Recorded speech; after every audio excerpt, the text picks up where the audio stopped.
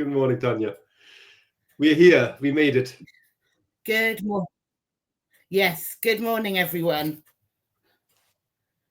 And welcome to the Accidental Manager and the Conversation Hub.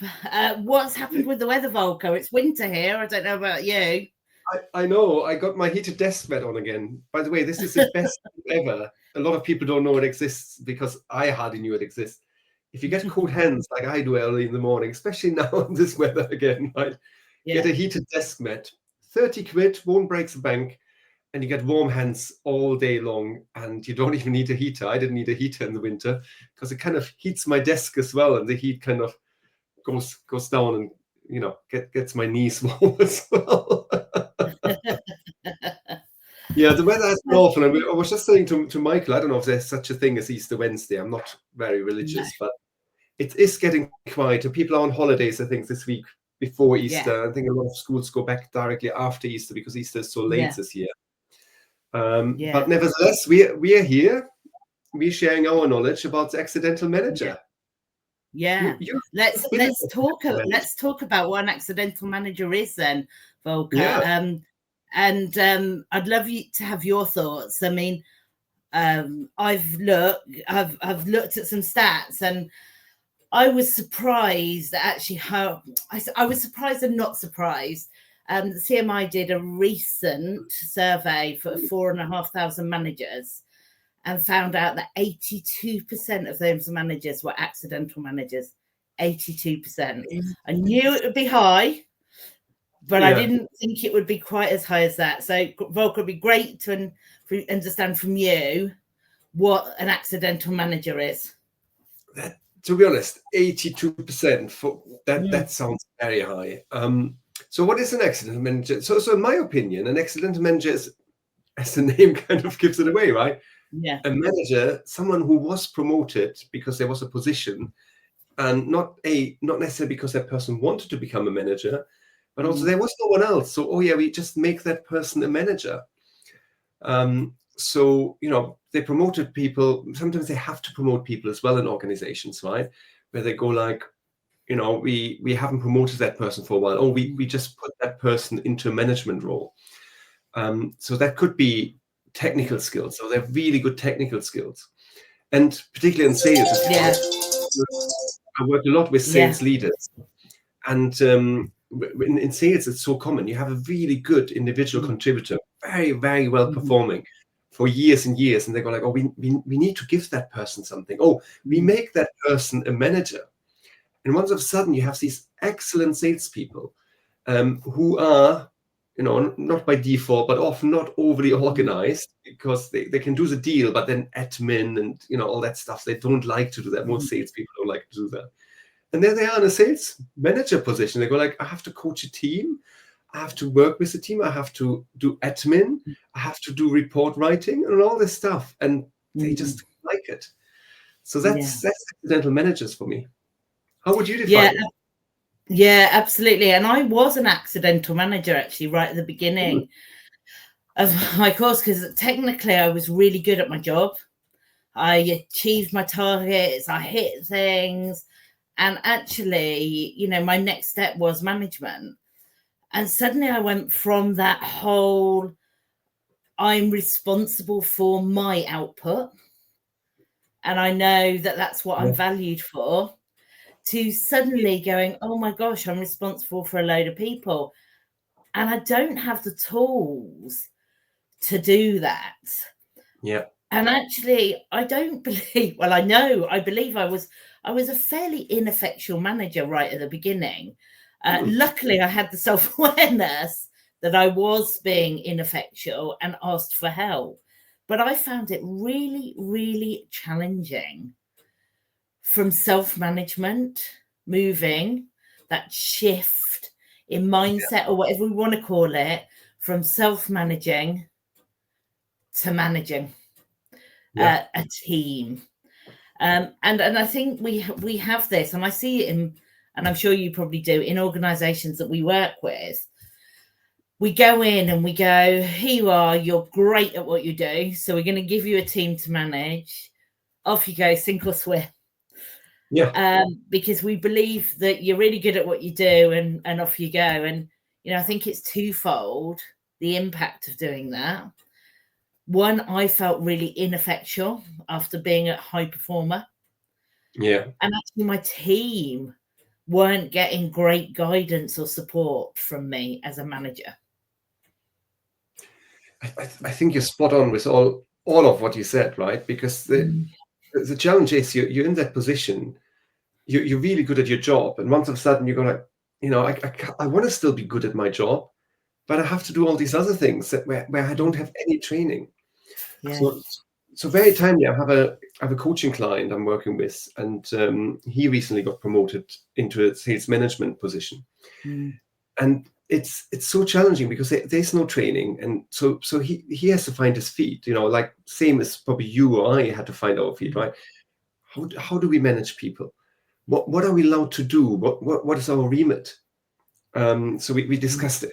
For salespeople, we discussed expenses yesterday, right? What are the boundaries?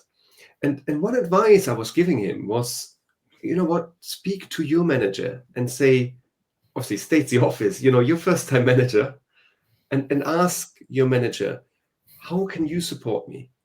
Right? What do I need to know as a first time manager? What, can you coach me to become, a good manager? Because most companies don't offer training. They don't send you to management school for a year and then go like, oh, now we promote you. As you say, it's a swim. Oh yeah. I'm sure you'll be fine, right? You only have to manage 1 or 2 people. Then before you know it, you have 3 or 4 people. And you're like, this is too much. I can't do my own job. And you said the responsibility, particularly in sales, once of a sudden, it's not only your target you have to hit, you're responsible for everybody else's target as well. And it's not like, oh yeah, we take the target away from you so you can focus on the team target. No, you have yours and the team target. So stuff is just piling on and on. Yeah, I don't think it's fair, but we still do it, don't we? Yeah, and I think it really depends, and I think this management versus leader type thing is really important. So, and where are you? Are you a supervisory role or are you a manager role? So, do you supervise the work that's going on, or do you really manage and lead the team? What does that look like? And I think sales is a sort of almost sometimes quite a specialist thing in that you still have your sales targets. And really it should be true management is about enabling that team to bring out the best in that team. And I think another thing I really struggled with, particularly when I started moving up the organization, is it became much less about doing, which I'd always been valued for. I'd always been that self-paced pair of hands that got stuff done, to actually creating a culture and to enable the team to be motivated to deliver themselves and be there as a safety net and help to move them forward. And the other thing that I really struggled with is I can't know everything about everything, and I probably can't do their jobs. The higher you get up in the organization, the more levels of management you move up. Actually, most of the people, I couldn't do their job that I managed. Yeah.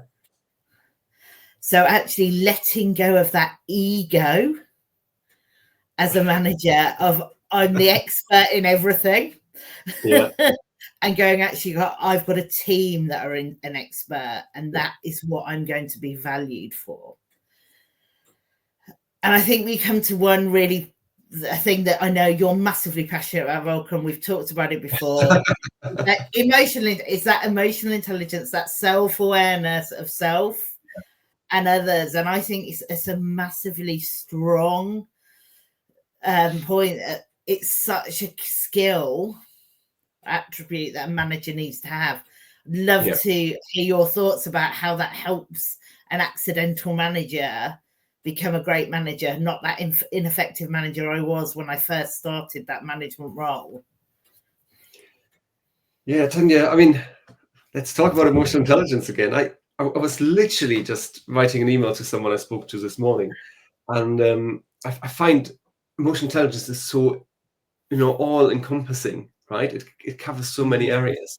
So conflict resolution, right? Empathy, rapport building, relationship building, all these things you need as a manager.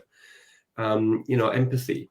And you just mentioned leading teams where they have a specialist knowledge you don't have. And I remember doing that a few years ago. Was the first time I got into that team.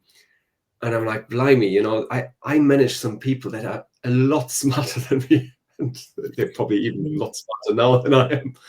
And, it was a privilege, but also it was a different management than managing people that have done or that are doing the job that I have done before. So it's really interesting how, as you move through your management career, what kind of roles you have. And it's, I always enjoyed management. Actually, a bit of a fun fact, a bit of an ignorant fun fact, maybe. When I left uni, I always wanted to become a manager. So I remember I was in an interview once, and I said, I don't want this job. I want to become a manager. I want this management role. Little did I know as an undergrad that you don't just go straight into a management role. You have to, as you say, you have to do the doing role first before you move up. But as we said, right, often there's no clear career path, right? And there's no training given, and then you become this accidental manager. Yeah. So emotional intelligence, communication, right? Coaching skills as well, right? Coaching your staff rather than telling them what to do. The old micromanager in the office. You don't want to be that person, right? Yeah. And that rescuer, do you know what? It's that rescuer sometimes we have inside us is, gosh, I'm just going to rescue someone. You take away any feeling of power as soon as you rescue someone. And there's always occasions where you need to rescue rather than coach. I always use the analogy as if I'm walking along a riverbank and I see somebody drowning, I am not going to stand there and go, what would you do differently next time when you're walking along the riverbank? I'm going to throw them the life buoy to rescue them. Or we may have some reflective time afterwards, but it's actually absolutely, it is that movement away from doing and solving for everybody to be coaching and supporting. And I think, we Hertzschenbach talk about the situational leadership model, which we could talk about for hours, right? But it's recognizing and understanding, and this is where the emotional intelligence comes in. Where are people in their skill journey? Where are they in their confidence and competence? What type of manager do I need to be for that person at that time? And that, for me, is where that really big bit of emotional intelligence comes in.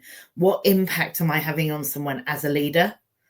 That self-awareness, manager, and actually understanding what that person needs from me as a manager. It's so important. And I remember I coached someone a few years ago. She had problems delegating, basically. She was this rescuer, right? She got all this stuff from her boss. And I remember being like that at some point, right? You get all these requests from your boss and you go like, oh, I have to do all this. My boss is asking me for it. So you sit down and you work through that Excel sheet and you work through this and that and the other. And then you get it back to your boss and goes like, why did you give it to your team? You have a whole team. As I said, a lot of smarter people than me could have done that a lot quicker and a lot better than me. It's not about taking the credit for yourself, being in the doing role, as you said, right? You're no longer doing, which is also, I find, and maybe that's a tangent we don't want to go down, but, often middle management, is cut out in redundancies because companies think, we don't need these managers, right? What are they actually doing, in quotation mark? Because they don't do, to your point, they build culture. They manage people. They're making sure people progressing through the organization. People have support. They sometimes have to rescue things. And those roles are super important. But I think by cutting them out and giving, if I say, managers the role of managing and doing, this hybrid role, it can be done, but it will be detriment to culture and performance ultimately. So I'm not a big fan of cutting these roles out, but no, I completely agree. I think, we forget, actually. I think organizations absolutely forget what they do, and sometimes they are the rock for their team. They're the ones that are the resilient, build the resilience within the team, that comfort. They are the communication hub between that senior management and their team. What does this mean? And bringing us to communication, which is something that we need to be really great at if we're going to be an effective manager. In fact, an effective human being, right? Simple as that. Yeah. So we need to be great at communication if we're an effective human being. And, I always think it's that ineffective communication, it's always the biggest challenge, whether it's in your personal life or your work life. And we talk about effective communication. It's not all about that adroitly broadcasting, that telling that you talked about earlier. It's also that active listening, understanding what people are saying, what words are coming out of their mouth, but also how they're saying it, the tone. We all know that when we ask someone if they're fine, how are you? I'm fine. I'm fine. Yeah.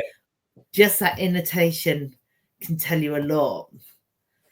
So tuning in to that from a communication style, so important for a manager.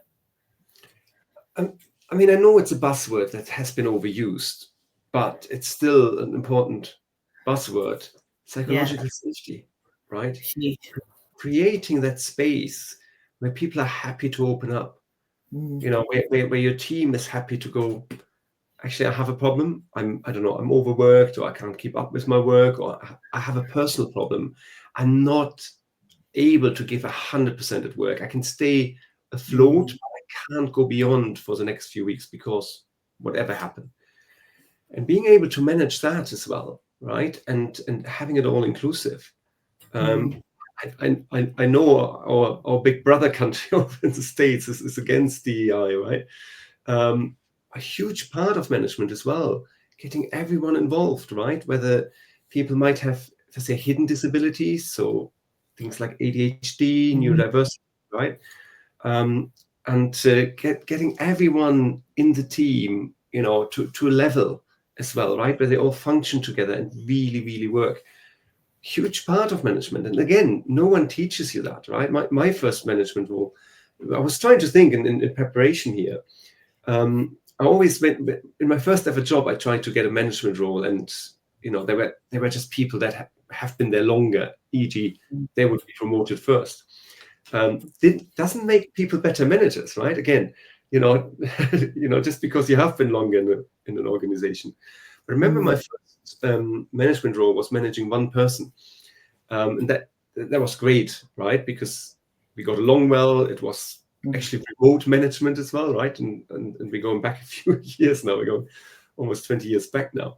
And, and it was good for me to learn, right? But, other people, so you have been an accidental manager yourself, you were saying, right? And you're running jobs around that as well. Yeah, no, I was an accidental manager, and actually I was aware, and I struggled, and I had a great leader who I could go to and say, I'm really struggling with this. We had, I agree. Psychological safety is a buzzword, but it's just the most important thing to be able to say, do you know what? I am struggling with this, or I don't get this, or I